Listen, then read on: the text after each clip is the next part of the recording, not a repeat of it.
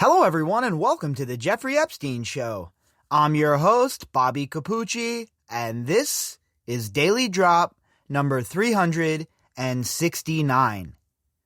This morning, we were talking more about money laundering and the new regulations and laws that are being proposed by a bipartisan group of Congress members and senators.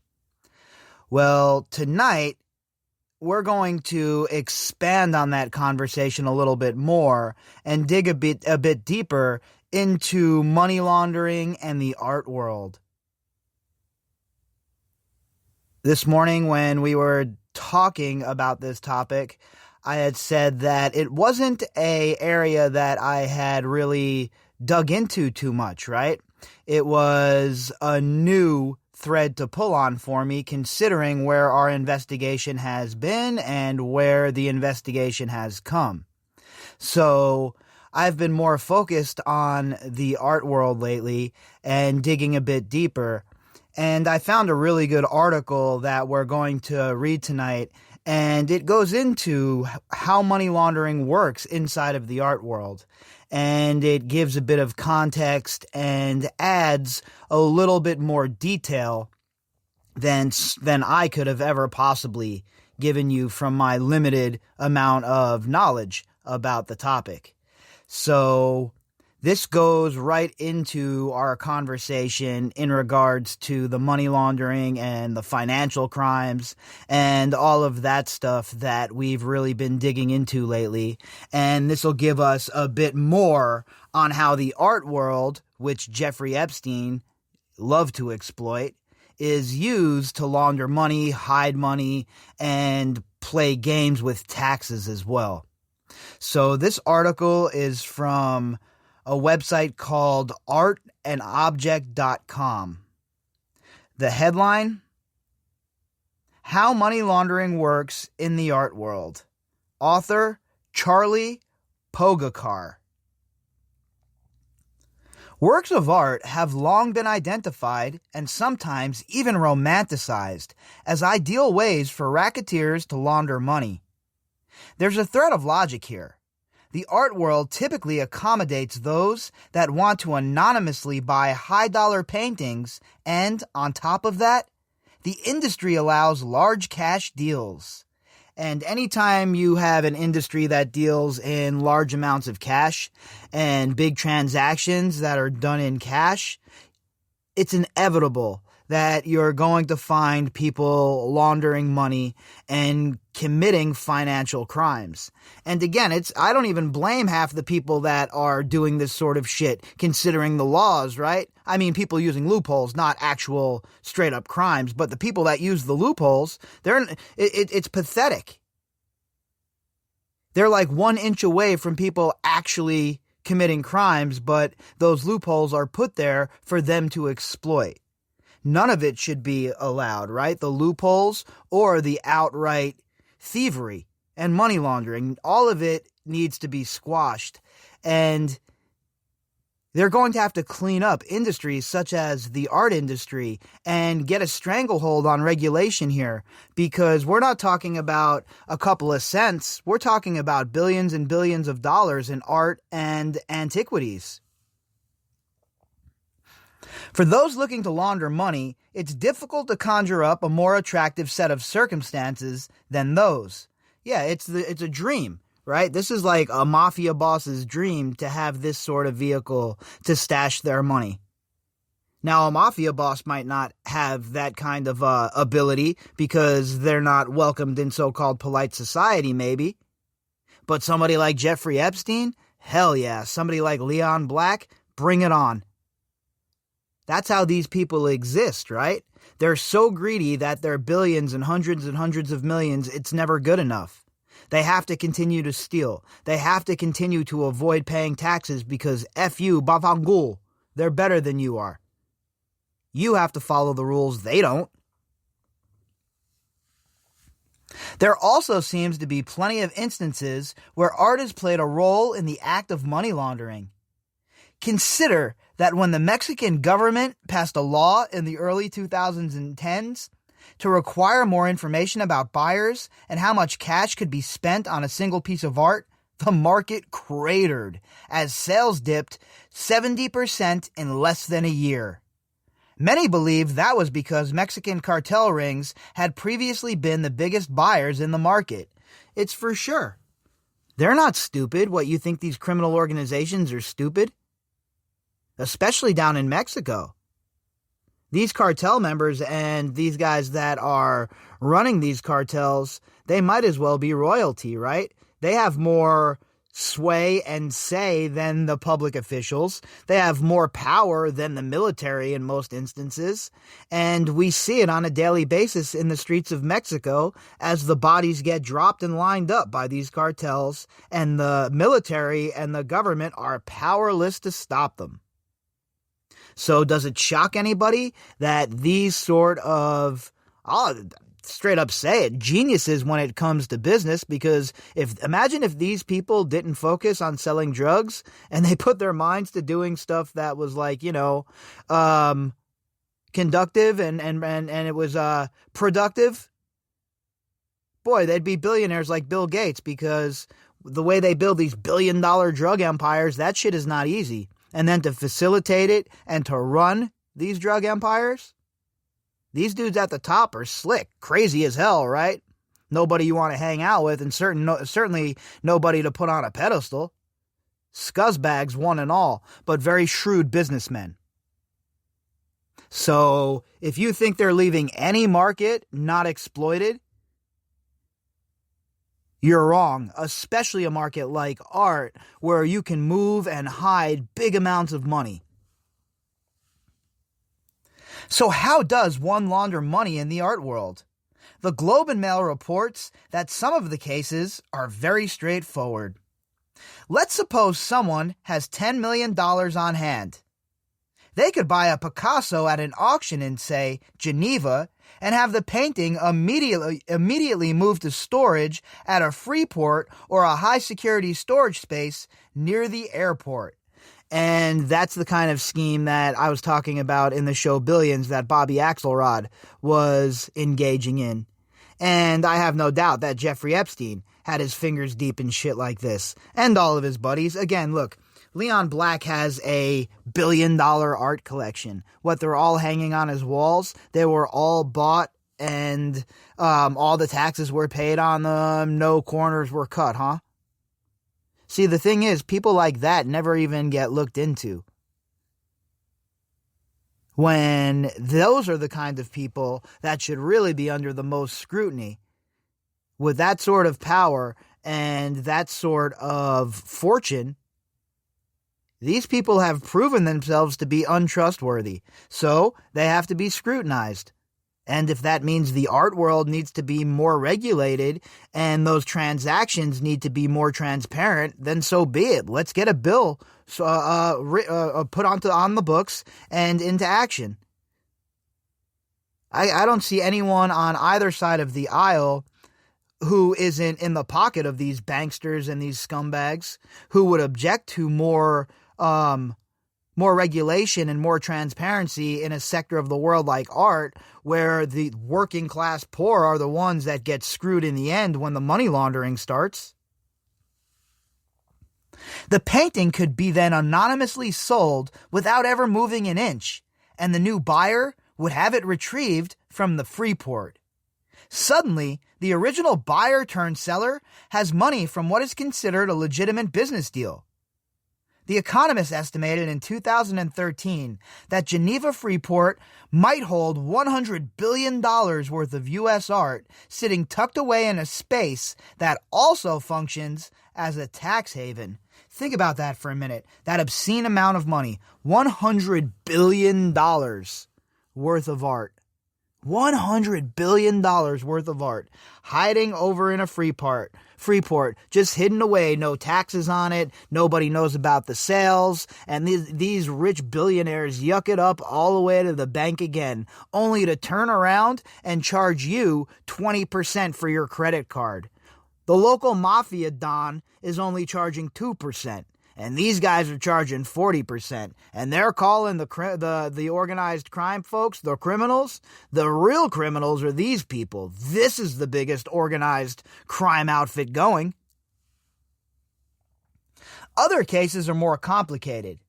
Take, for example, a story about Jean-Michel Bascot's Hannibal painting, estimated to be worth $8 million. The work was smuggled into the U.S. by convicted Brazilian money launderer and former banker Edmar Cid Ferreira. The painting had come to the U.S. from Brazil via the Netherlands with false shipping invoices stating that the contents of the shipment were worth $100. Presumably, Ferreira was on his way to the U.S. to sell the painting, an $8 million painting that's labeled as a $100 piece of art. That's one hell of an ROI, isn't it? That's a big-time return on your investment. $100 for an $8 million piece of art. And what, you think that's the only time it happened? This just happened in a vacuum. This is the only guy involved in it, huh? There are so many people like this, middlemen, money launderers, people that direct other people's money into these offshore accounts and help them set up these shell companies. There are a ton of people like this dude right here. And when we're talking about Jeffrey Epstein, you know that within his organization,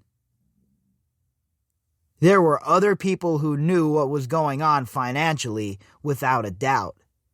And in my opinion, Indike most certainly has to be scrutinized when you're talking about the financial behavior of Jeffrey Epstein.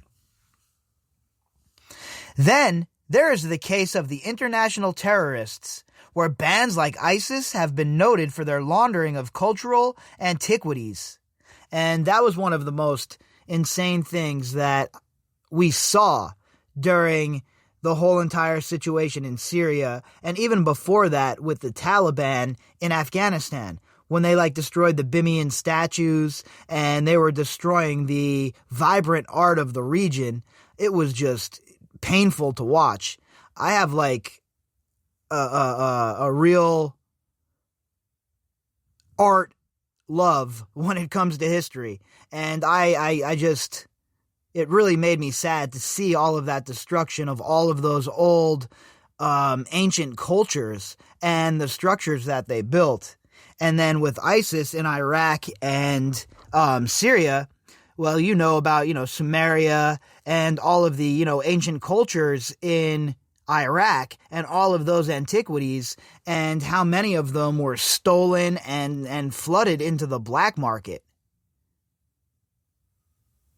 ISIS then went on to use that money that they got from unscrupulous collectors to help fund their activities. So, again, all the money laundering and hiding the money in art and buying art on the black market, it all has repercussions, and it's not victimless. Whereas much of the area that ISIS controlled has been taken over by government-backed forces, it is reported that the group still controls millions of dollars and possibly hundreds of millions, thanks in large part to a robust antiquities trade. And this article was from May of 2020, so they're still talking, about the little pockets of ISIS and the money that they still control due to these antiquities. But there was a point, I remember, when it was at its height, and when Iraq just, exploded and ISIS came pouring in, where those antiquities were just flooding the black market. Every time you turned around and you would check out the news, they'd be talking about a new ancient Sumerian artifact or an artifact from Babylon, 5,000 years old or whatever may have you. And that these artifacts were found in some smuggler's bag, or there was a big bust, and it was just sad to watch, because really what you're doing is you're stealing the culture of these people. Like, it's not bad enough that we had to drop a bazillion pounds of bombs in Iraq, right? But then afterwards, we couldn't even secure their antiquities and the things that are important to them that make them a culture, and one of the oldest cultures at that. Pathetic, the whole entire situation. All of it was just such a pathetic scene, from America destabilizing Iraq all the way to the way ISIS was able to snatch those antiquities and then leverage the art market. In 2017, the Wall Street Journal published a long-form feature reporting how exactly ISIS turns these artifacts into revenue. The process begins with ISIS-affiliated jihadists overseeing local digging groups in Iraq and Syria. If and when an object of value is found, the digger sells it to ISIS officials at a discounted price. Oh yeah, that's like the old Roman rule, right? Rome would show up and they'd have like a praetor show up with like his guards, and they'd show up in your village and they'd be like, all right, well, we're here and you're lucky now. You have the benefit of being friends with Rome. And the people are looking at each other, and then the praetor's like, and for this, just this great joy, you have to give us such and such amount of dollars and people and money and friends and blah, all of that stuff as tribute. But you're friends with Rome now. And that's what it was with ISIS, right? They'd have these guys digging it up, and then they'd be standing over them with machine guns, telling them that, yeah, you're going to give us the homie hookup on this, right? We want that East Side Las Vegas price, homie. You're going to hook it up. And what are you going to do? Tell them no? So they shoot your head off? So, pretty good deal for ISIS, right? Shit deal for everybody else.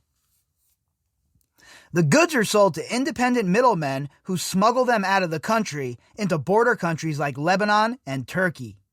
Eventually, the goods find their way to warehouses in Europe, where they await a Western buyer. This is essentially the process by which the president of Oklahoma City-based retail giant Hobby Lobby was buying Iraqi artifacts for the Museum of the Bible, and though it is impossible to say if the objects were of ISIS-related provenance, the lack of documentation and regulation in this uncertain world means anything is possible. Again, that makes it an ideal venue for money laundering. Well, you know, got to do God's word, right? God demands that you steal other people's cultural artifacts to put in your museum, because that's the way of it. I'm sure that's exactly what God wanted you to do, Mr. Hobby Lobby guy. I swear to Christ, folks, the whole entire world is going insane. It's spinning at a rate that's so fast, all I want to do is stop and get off at this point. Holy cow, what is wrong with people? On what planet is it okay to buy antiquities of any kind without paperwork, without any sort of documentation, and then just go ahead and throw them in your museum, your God museum that you have somewhere? The audacity of it all is just mind-blowing. But when you're a billionaire like these people are, and you have been operating with no rules, no laws, no anything for so long, what does it matter if you steal a 7,000-year-old tabernacle, or if you have a clay jar that was made 5,000 years ago that you got from some shady-ass antiquities dealer who got it from the black market? What do you care? Oh, you have a new centerpiece to impress your friends with after they come home from the golf club. You bunch of jerk-offs. And yet, not everyone agrees money laundering in the art world is as prevalent as it's purported to be. That discussion has picked up in the U.S. in recent years, triggered by U.S. Representative Luke Messer, Republican of Indiana, proposing adding pieces of art as an extension to the Bank Secrecy Act, a 1970 law in place to make it more difficult for mobsters and terrorists to launder money. Yeah, now you're starting to tiptoe on the lines of RICO, right? So I'm totally fine with that. As you all know, I am a big fan of these scumbags getting smashed with RICO. If it's good enough for the local bookmaker, it's good enough for the local bankster. So adding it to the Bank Secrecies Act is totally a good idea, in my opinion, because, look, you and I aren't involved in this sort of nonsense, believe you me. These are laws for people who obviously need the oversight. They've been conducting themselves the way they've been conducting themselves for so long without any sort of slapback that it's beyond time for them to understand that they do not operate on a different level than us. There's no aristocracy in the United States of America, and their bullshit is not going unnoticed anymore. At the time Messer proposed the addendum to the BSA, many argued that regulations already existed that made it difficult for fraudulent activity to take place. They further argued that art collections and museums having to fill out extra paperwork to track each sale and purchase would be financially crippling, much in the way that the regulations in Mexico damaged the art trade in that country. Now, well, again, they don't mention that it's the cartels that really damaged the art trade in that country, not the regulations. If these people were so interested in art, they'd play by the rules, whatever the regulations are. Just like if you have a state that has legal marijuana, what, you think people want to pay $8, $9 tax on an eighth? No, but that's the way of it, right? You got to pay the tax. No different here with these knucklehead-ass art morons. It'll be financially crippling. If we got to pay the taxes, so do you. And that's the cost of doing business. If you can't afford it, maybe you should find a different business. At a Fashion Institute of Technology symposium in 2018, former Department of Homeland Security Special Agent James McAndrew argued, there has not been an art dealer or collector convicted for money laundering through art.